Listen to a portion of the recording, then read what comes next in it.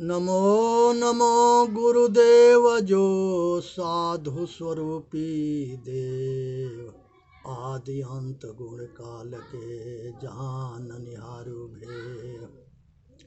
संसार के अंदर जो है जमीन में गाड़ने की प्रथा है, मरने के बाद जलाने की प्रथा है, पानी में दहवा देने की प्रथा है, और यहूदी जंगल में ले जाके ऐसे ज़मीन पर रख देते हैं, पक्षी खा जाते हैं, गीध है, चील है।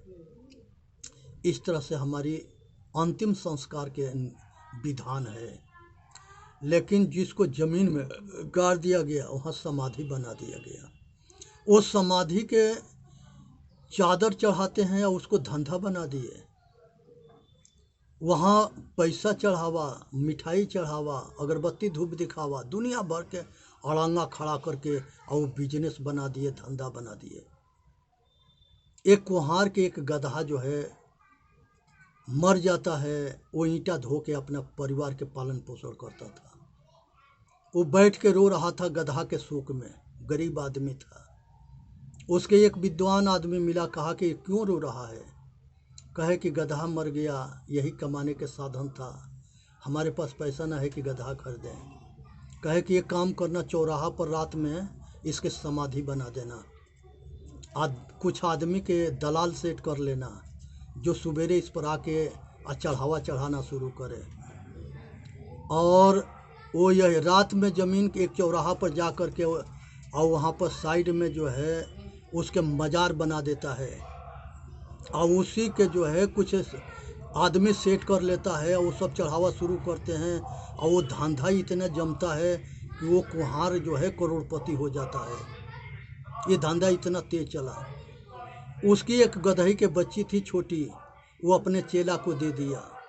चेलवा भी यही किया। गुरुजी कहे कि ये सब देखते रहना। और उसके बाद से जो है किसी गाड़ी वाला ने जो है उसको मार दिया, वो बचिया के वो भी मर गई।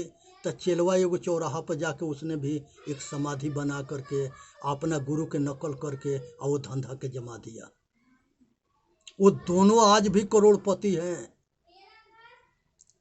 अपार चढ़ावा है, इसलिए मुर्दा के नाम पर दान करना बंद करो, ये चढ़ावा बंद करो, इससे कुछ मिलने वाला नहीं है। वहाँ पर जो है धंधाबाजों ने जो है कुछ लड़के के जो है जो अगल बगल एक गिरोह काम करता है, जो बच्चों के उठा करके अजमेर शरीफ के दरगाह पर ले जाता है, और वो सबके होटल में काम करता है, मुसलमान बनाया जाता है, भीख मंगवाया जाता है, और उसको रोटी या कपड़ा केवल दिया जाता है। ये दास के भतीजा के 2 बार उठा करके अजमेर शरीफ के दरगाह के जो सबसे बड़ा मौलवी मौलाना है उसकी बेटी के यहाँ रखा गया, और वहाँ से हमारा बड़ा भाई जाके ले आया। और गाजियाबाद के दरोगा जो है 4 गो पुलिस के लेके आज सिविल ड्रेस में जा कर के और वहाँ के पुलिस के ले कर के जाके ले आए थे, और उसके गिरोह में वहाँ 11 लड़के और थे। ये सब धंधाबाज है, बच्चों के उठाते हैं और धंधा करते हैं। इसलिए सावधान रहे, ये धर्म के आड़ में कुकर्म चल रहा है और ये कुकर्मियों से बचना है। यहाँ पर जो है संसार के सारे जो है पाखंड से कृष्ण भगवान के जो है पत्नी रुक्मिणी थी, जिसके लड़का प्रद्युम्न जी थे, उनको हटा करके, और राधा उनकी मामी थी। तो भगिना के या मामी के मजाक होता है, लेकिन ऐसा मजाक थोड़े होता है आके सीधा जो है भगिना के पत्नी बना दे।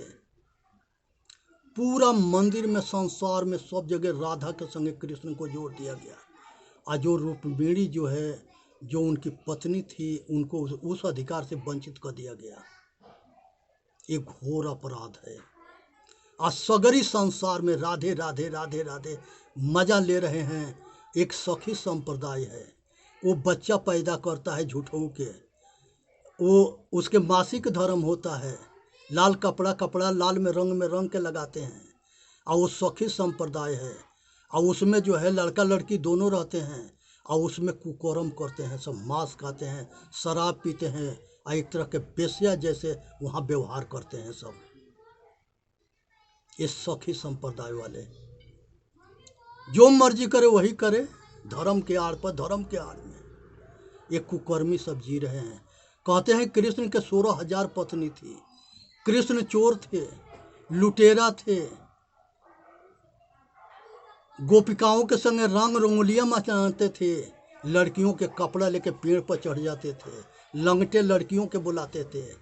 ऐसे मूर्ख बनाया गया, मिलावटबाजी किया गया और लोग के भरमाया गया। आज मथुरा में सारे जो है करोड़ों के जनसंख्या में भीड़ लगती है और वहाँ पर जो है धर्म के नाम पर जो है हर एक तरह के आदमी मिलेंगे। तो इसलिए जो है अपने पूर्वजों के चोर चक्का बनाना बंद करें, आया अपना पूर्वजों के मुंह पर काली पोतना बंद करें। कृष्ण भगवान के गीता के जो है संसार में जितने भागवत करने वाले हैं किसी ने नहीं उपदेश दे सकता है। केवल यही चोरी या चुरिहारिन बना करके और लोग के ब्रेंड बास करके मूर्ख बना करके लूट लेता है भीख मांग करके। कृष्ण एक महान योगी थे, जंगा शिव एक महान योगी थे। इनके ये तो 25 वर्ष तक ले जो है बलिराम और कृष्ण दोनों जो है संदीपनी के ऋषि के आश्रम में गुरुकुल में थे। तो ये पाखंड इधर कहाँ से हो गया?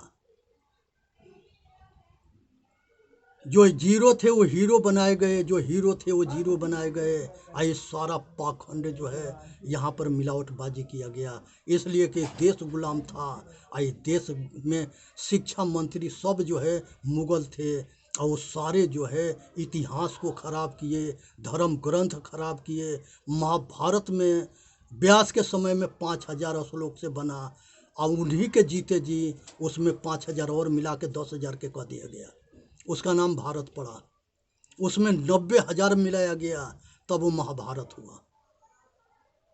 इसी तरह से संसार के सारे ग्रंथों में मिलावटबाजी हुई और सगरी जो है सत्य के छांटना मुश्किल है। ये झूठ इतना लगा दिया गया कि सत्य जो है झूठ से ढक गया।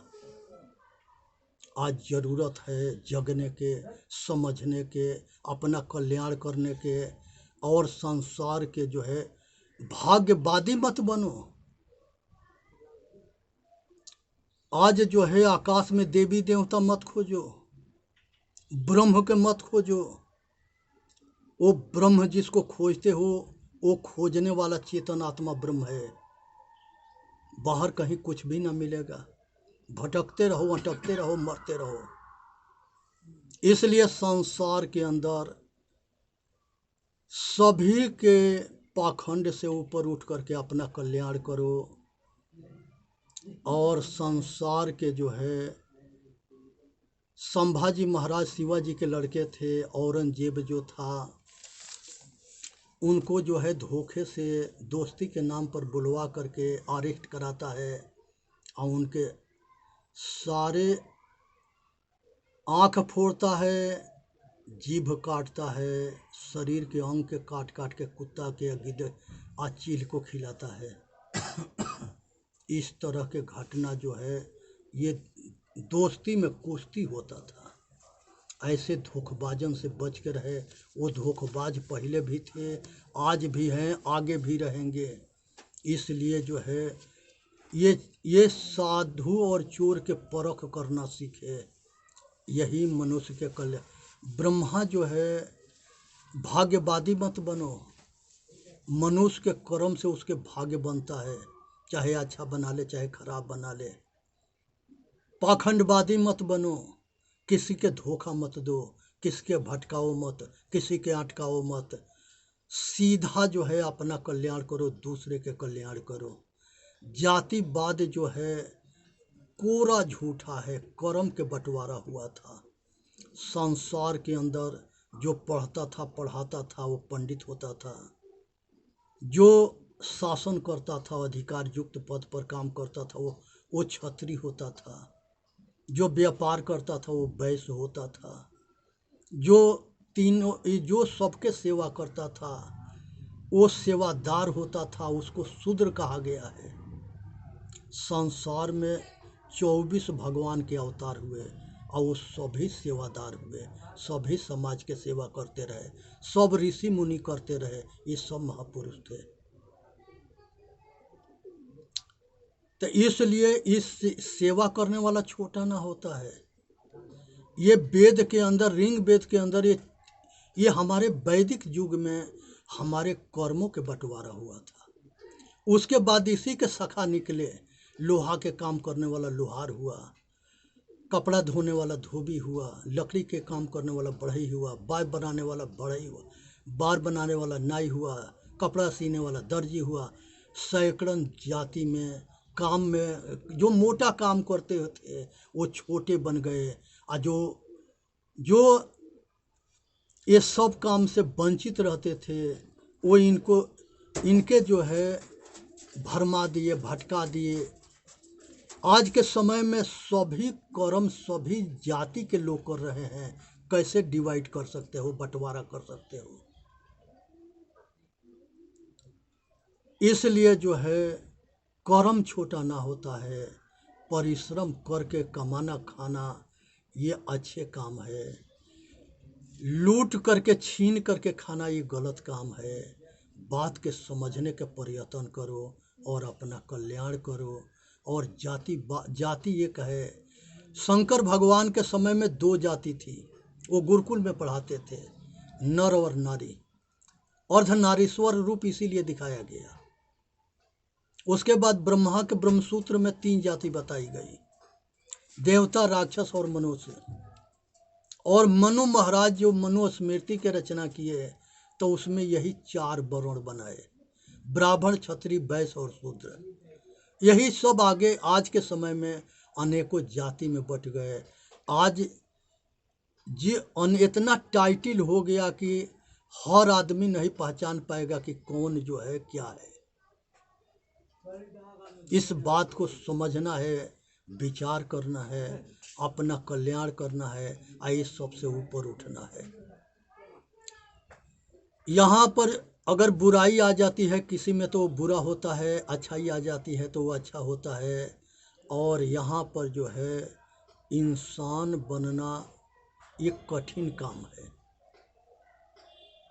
कोई हो अगर इंसान बन गया तो वो अपना लोक परलोक बना लेगा। कोई हो शैतान बन गया तो अपना लोक परलोक खराब कर लेगा। पुण्य कर्म के प्रताप से मनुष्य स्वर्गीय सुख पाता है, अच्छा माता पिता पाता है, रईस घर में जन्म होता है और सब सुख संपन्न होता है। अगर पाप कर्म होता है तो दरिद्र घर में जन्म होता है और माता पिता शैतान टाइप के मिलेंगे, जीना दुर्लभ हो जाएगा, करते करते मर जाएगा, ना रोटी समय पर मिलेगा ना कपड़ा मिलेगा, दलिद्रता में जीना पड़ेगा। और तीसरा जो है मनुष्य अपने कर्म से भगवान बनता है, वो निष्काम कर्म है। पूरा गीता में 18वें अध्याय में कृष्ण भगवान निष्काम कर्म पर बहुत जोर दिए।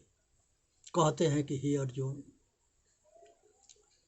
संसार के अंदर जिसके अस्तित्व है वो कभी मिट नहीं सकता, और जिसके अस्तित्व नहीं है वो कभी हो नहीं सकता। निष्काम कर्म करो, अपने कर्तव्य से को पालन करो, और हर आदमी के दिल के अंदर दैवी संपदा या आसुरी संपदा के युद्ध होता है, तो अपने आप के विजय करो। दुर्गुण के मारो और सतगुण के बलवान बनाओ। और आसुरी और दैवी ये जो क्रूर कर्म करता है तो ये काम, क्रोध, मद, लोभ, अहंकार ये सेनापति है रावण सेना के। सत्य, दया, धैर्य, विचार, विवेक, गुरु भक्ति ये सब जो है सेनापति है सत्य, धर्म, न्याय के तरफ के। तो इसलिए ये 2 दल की लड़ाई सबके दिल के अंदर हमेशा होता है। इसी के आधार पर महाभारत के युद्ध दिखाया गया है। वो बाहर की लड़ाई है और ये भीतर की लड़ाई है। जो अपने मन पर विजय प्राप्त करता है वो महान योद्धा होता है। ये अपनी इंद्रियों के दमन करना, मन के समन करना, वृत्तियों के शांत करना, यही साधन है और यही जीत है, सच्ची जीत है। मन को काल निरंजन कहा गया है और सतोगुण, रजोगुण, तमोगुण, सतोगुण से पालन होता है, रजोगुण से सृष्टि होती है, तमोगुण से संहार होता है। ये तीनों गुण के नाम ब्रह्मा विष्णु महेश है। धन बल विद्या ये तीन शक्तियाँ हैं। तो धन के नाम लक्ष्मी है, बल के नाम दुर्गा है, विद्या के नाम सरस्वती है। ये आठों के कोई रूप ना है। ऋग वेद के ऋषि जो है इसको जो है समझाने के रूपांतर किया था। आज रूप के दुनिया पकड़ लिया और हकीकत बात को छोड़ दिया। ये भारत के दुर्भाग्य है।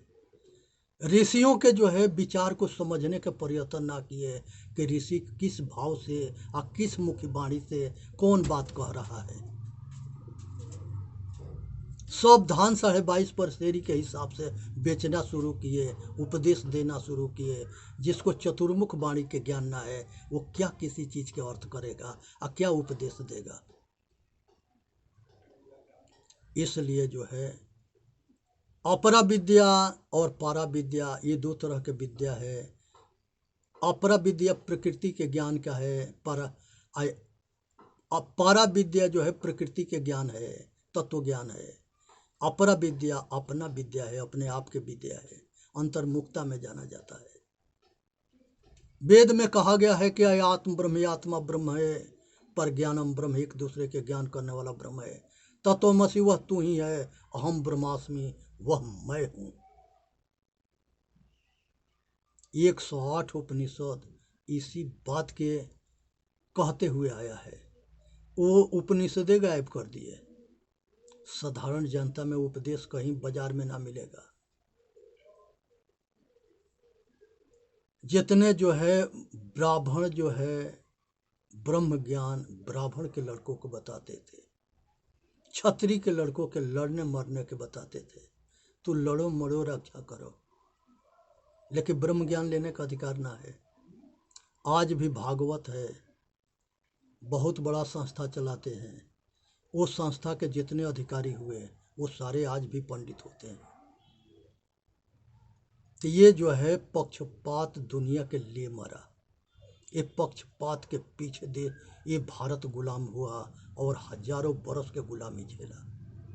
आज वो पक्षपात मिट ना रहा है। पछापछी के कारण सब जग रहा भुलाए, निरपक्ष हो के हरि भजे सोई संत सुजान। निष्पक्ष बनो। सभी पंथ वाले कहते हैं कि दूसरा पंथ में नरक होगा। हमारा गुरु भगवान है, हमारे मजहब से में मोक्ष है, कल्याण है, ठेकेदारी है, मोक्ष बिकता है, पैसा से खरीद लो। ये समझ में ना आता है कि मोक्ष जो है पुरुषार्थ के बल से पाया जाता है। किसी नदी में नहाने से मोक्ष नहीं होता, शरीर तन धोता है, मन नहीं। मन तो सतगुरु के सत्संग में, सत्य के ज्ञान से, सत्संग से सुरसरी गंगा बहती है और उसे सुने समझे, आचरण में उतारे, रहनी कहनी सहनी में उतारे, आचरणशील बने, तब जा कर के कल्याण होता है। बनावटी अलग होती है, दिखावटी अलग होती है। बहुत बहुरूपिया ऐसे मिलेंगे जो एक दूसरे के मार पीट करके, धन से खरीद के, जबरन धर्म परिवर्तन करा के वो मुसलमान बनाएंगे।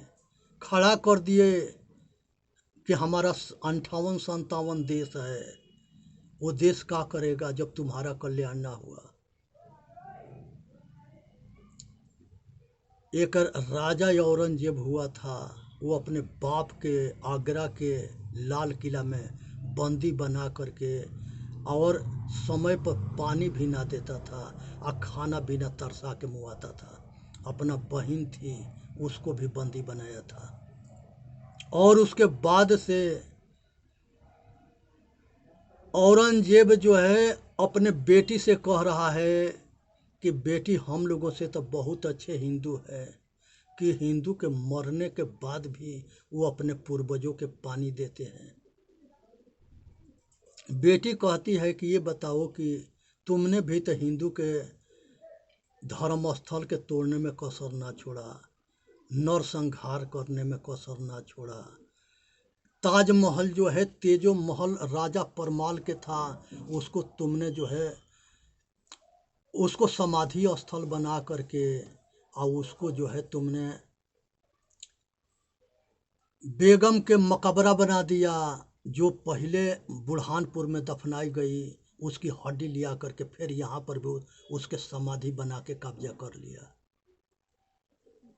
औरंगजेब के बोली बंद हो गया था, बड़ी दुखी था, पछता रहा था, रो रहा था।